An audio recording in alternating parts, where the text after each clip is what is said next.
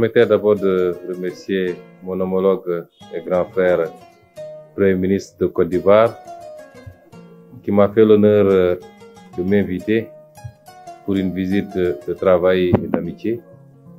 Je remercie très sincèrement à mon nom propre, et également au nom de tout le peuple sénégalais, de transmettre les remerciements et les salutations également du président Bassirou Diomaye Faye à son homologue de Côte d'Ivoire, son Excellence le président Alassane Ouattara, et à tout le peuple ivoirien. Cette visite s'inscrit dans le cadre de notre vision, une vision panafricaniste, mais également une vision d'intégration de la sous-région. Nous œuvrons et nous continuons à œuvrer inlassablement pour une sous-région pacifiée, une sous-région intégrée, une sous-région débarrassée de ses contradictions, une sous-région qui s'oriente résolument vers les préoccupations essentielles que sont celles du développement économique, mais également celles de la sécurité et de la stabilité politique. L'étape de la Côte d'Ivoire est une étape importante ou l'une des plus importantes pour ce que la Côte d'Ivoire représente dans la sous-région, au sein de la CEDEAO d'abord, pour ce qu'elle représente également dans l'entité que nous avons en commun qui est l'UEMOA, qui est une entité très intégrée avec une monnaie commune, un marché commun. La Côte d'Ivoire représente un poids extrêmement lourd dans ces deux espaces. Et venir en Côte d'Ivoire, avoir la possibilité d'avoir cette séance de travail qui nous a permis de passer en revue cette coopération sous-régionale d'abord, mais également de traiter des questions bilatérales, était important pour nous.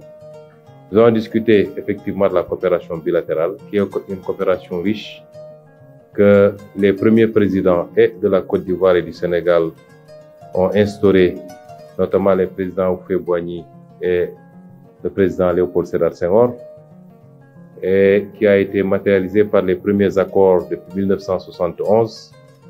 Cette coopération est riche d'un cadre juridique très fourni, mais également des actes qui ont été posés depuis lors pour lui donner vie. Notre responsabilité aujourd'hui, c'est de hisser cette coopération à un niveau jamais égalé.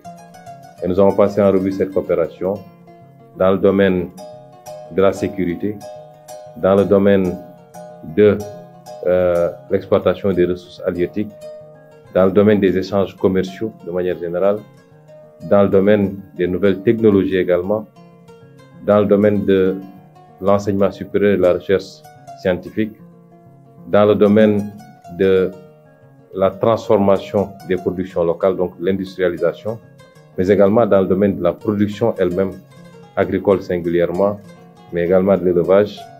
Nous avons passé en revue cette coopération. Nous avons abouti au constat que les choses ont été faites et bien faites, mais que nous pouvons énormément et beaucoup mieux faire.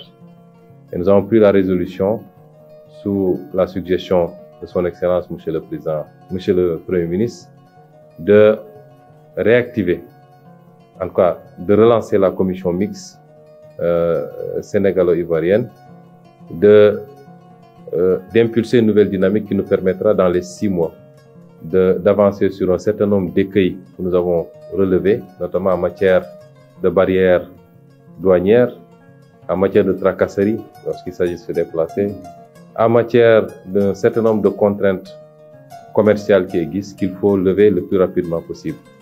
Et nous avons décidé également de rendre cette coopération la plus fluide possible, qu'elle se déroule au quotidien désormais, que les échanges ne soient plus beaucoup ou trop protocolaires, mais qu'elles soient fluides et naturelles, parce qu'entre la Côte d'Ivoire et le Sénégal, il ne doit pas y avoir de protocole, n'est-ce pas, Monsieur le Premier ministre? Et que nos différents ministres doivent désormais échanger, même dans le domaine législatif et réglementaire, que les textes qui sont pris de part et d'autre puissent être partagés à l'autre partie, parce qu'on doit s'inspirer mutuellement de nos bonnes pratiques et de nos réussites. Donc, sous tous ces angles-là, c'est une visite qui a été extrêmement productive et les échanges ont été très riches de part et d'autre. Les ministres, que je félicite d'ailleurs, ont fait des exposés de leurs domaines respectifs et nous avons pu faire une synthèse qui sera certainement partagée avec nos amis de la presse, une synthèse des travaux que nous avons menés aujourd'hui. Et surtout ce rapport, je me réjouis de cette visite. Je remercie une fois de plus Monsieur le ministre, le Premier ministre de la République de Côte d'Ivoire pour la chaleur de l'accueil, mais surtout pour la richesse des échanges que nous avons tenus aujourd'hui. Les solutions existent parce que la Côte d'Ivoire et le Sénégal ont des liens traditionnels de fraternité et de coopération. Depuis nos indépendances, nous avons établi plus de 49 accords qui sont des accords dynamiques et qui méritent d'être renforcés, élargis, parce que les champs d'action pour le développement de nos deux pays s'élargissent aussi. Il y a des nouveautés, il y a des thématiques nouvelles qui apparaissent. Et nous avons convenu d'accélérer la coopération entre nos deux pays au regard des potentialités qui existent.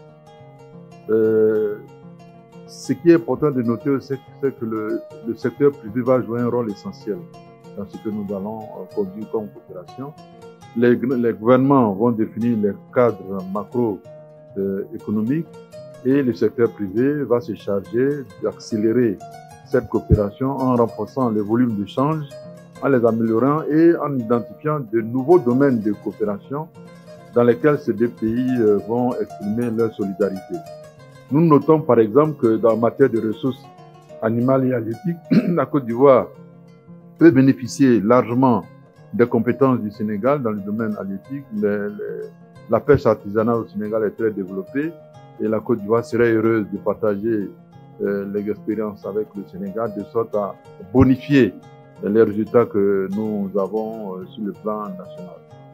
Dans les autres domaines d'activité, tous les secteurs seront repassés en revue pour identifier le point d'évolution, identifier les zones d'extension et voir ensemble les mécanismes par lesquels nous pouvons améliorer nos rendements dans ces différents domaines de coopération, de sorte à ce que nos jeunesses, la jeunesse ivoirienne, la jeunesse sénégalaise bénéficient amplement du dynamisme de nos économies. Tel est l'objectif que nous voulons atteindre et nous souhaitons vivement que les deux peuples, toujours unis, regardent dans un même élan de solidarité pour renforcer la coopération à l'avenir. Voilà un peu ce que nous avons travaillé. Je remercie mon homologue sénégalais d'avoir accepté cette invitation qui nous a permis de parcourir un vaste champ d'application de notre coopération. Nous avons beaucoup à partager ensemble et cela nous réjouit énormément.